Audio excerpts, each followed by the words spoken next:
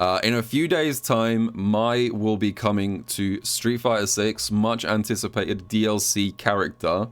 But as well as Mai, Street Fighter have announced a bunch of new features coming alongside the Mai update, which I think are really cool.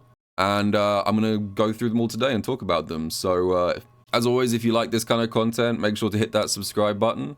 And let's get on with things. So, first up, we've got new ranks are being added to Street Fighter 6. So rather than Master just being like the top, and then obviously Legend for top 500 MR, Capcom has also announced that we're getting High Master, Grandmaster, and Ultimate Master. Yes, I know, High Master, the jokes write themselves.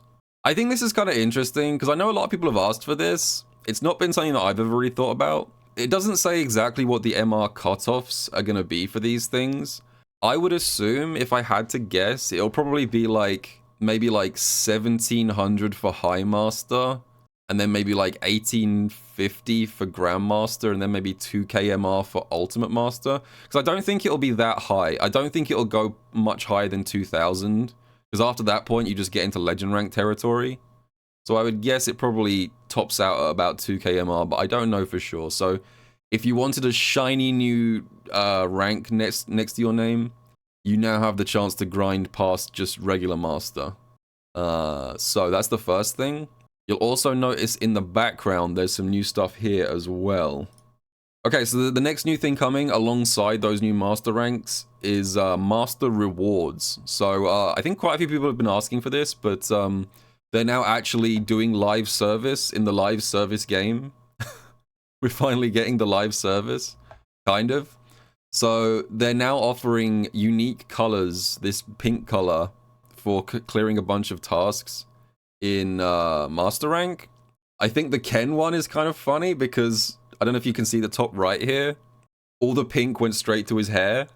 So it's a bold look for Ken. It's purple. It might be purple, it might be pink. Please don't yell at me. I have bad color perception. Either way, this is cool, I guess. Although I feel like some people are going to be a little bit upset about this, maybe, because this is the first time they've locked cosmetics behind Master Rank. So, like, if you're not Master Rank, I just don't think you can get these as far as I know. I can't believe Capcom is gatekeeping, etc. But I think it's cool. It rewards you with actual tangible cosmetics. What's with Guile? Where's Guile? Oh yeah, did Guile not get the memo? Did Guile miss the update? What happened here? That just looks like Guile. Anyway, moving on. This last one is not new news, but just reiterating something that they already said they were going to do. So this next MR phase, rather than everyone resetting back to 1500, they're going to make it so that, like, your MR gets scaled down, but not all the way back to 1500. So, again, we don't have exact numbers, but I think the idea is going to be, like, if you ended the last season at, like, 2000 MR, for example, when the MR resets, it's going to bring you back down to, say, I don't know, like 1700 or something. And I think the idea is so that the matchmaking is a little bit better after the reset, because the problem with the rank MR system resetting right now is that right after the reset happens, everyone has the exact same MR, and it means that, like, you can basically play anyone of any skill level, and some people will jump into ranked and their very first match will be against, like, you know, Punk or something, because everyone's just, like, on the same flat starting point. So I think the idea is that, like, they want it to make it so that the matchmaking is a bit more nuanced, even right after the reset. I think that's the idea. But that's also cool, because that's the only time you can play players like Punk. I have had that argument a lot, that, like, people have told me that, like, I'm being elitist when I say that matchmaking should matchmake people against players of the same skill level. Like, I get where you're coming from. It is sometimes useful for players to get a chance to play much stronger players. But at the same time, this is a ranked system. This is ranked matchmaking. The purpose of a ranked matchmaking system is not to enable big disparities in skill level, and it should be to encourage players to be matched up against players of the same skill level. So I don't like that argument of, like, why are you denying Timmy Tekken the opportunity to play against Punk? Because it's ranked. Okay, this is not a casual match. If you want to do that, go into Battle Hub, or go into casual match, or go into a lobby, but not ranked. Anyway, What's the next thing we got here? Oh, okay. This next one's kind of funny because I got so many goddamn people tagging me on Twitter and stuff. I'm thinking that when this comes out on YouTube, I'm gonna call this video something like "You're welcome," and then I'm gonna see how many people in the replies get angry because they think that I'm taking credit for this, even though obviously I had nothing to do with it. Yes. So I made a video, I don't know, like a week ago, talking about this game's horrible, clunky user experience in menus and stuff. And a few days later, Capcom announced that you will now be able to jump directly from the match win screen straight into the replay, which is exactly one of the things that I asked for in my video. And obviously, 10,000 people said, thanks for making this happen, broski. Again, I had nothing to do with it. Software development takes months. This was probably already being developed, you know, 3 months ago. But if you wanna give me credit, I'll take credit for no reason. But yeah, I had nothing to do with it. But at the same time, I'm very glad this is being added. And they also show a screenshot here of how it's gonna look. So obviously, ranked is a 1st to 2. So when you press the watch replay button, it will ask you which match you want to jump straight to. This will be a good litmus test to see if anyone actually watches the video before leaving comments. That's going to be fun. Anyway, let's move on. So we got another quality of life improvement. This is a big QOL-centric update, it seems like. They are adding to the My Update a tournament mode, which is a really, really good idea. Every single fighting game should have this. Basically, this is just a mode that you turn on and off at the press of a button, and it instantly optimizes all of the settings for tournaments. So you've got like input lag reduction turns itself on. It turns itself on to 3 rounds fixed. No like player advantages, so you can't give one side like a damage increase.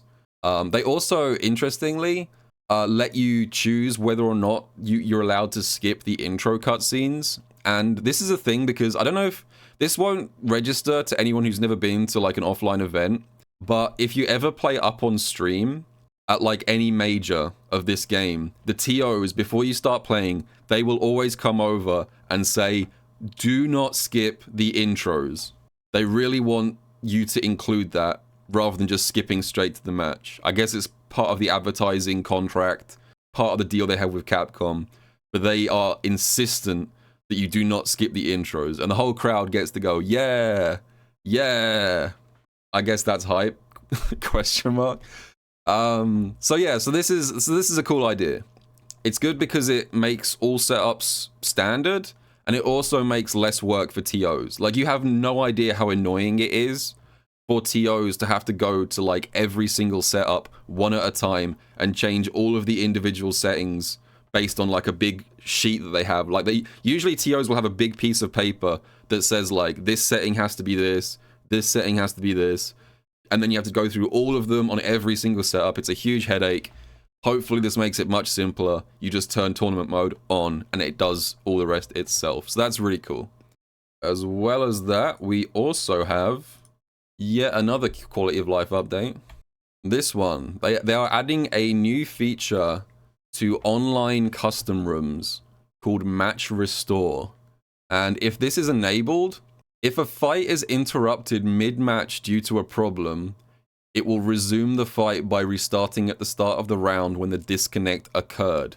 So basically the idea here is that if someone has like a connection issue in an online tournament, the game will actually remember where like the round state was at when the disconnect occurred, and then let you restart from that position, which is really, really useful for streamlining online tournaments.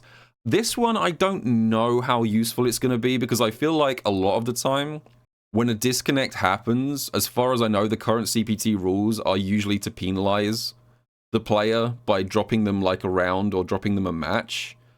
So I like the idea here that they're trying to add contingencies for like connection issues in online tournaments. But in practice, I'm not quite sure how this is going to synergize with the CPT rules. They might change the rules next season, so we'll have to see how that works, because it doesn't really make sense with the current CPT rules, because you wouldn't generally just restart the round if one player has a disconnect. But this is definitely useful for situations where just like neither player unplugs or has a connection issue, and CFN just has like, you know, sometimes it's no one's fault. sometimes no one is at fault. CFN just fucking breaks, and both players get kicked back to the lobby sometimes. So this is probably good for that kind of stuff. But again, I like the idea here. I like what they're going for. It could probably use a bit of refinement, though. And finally, the last QOL update of the day.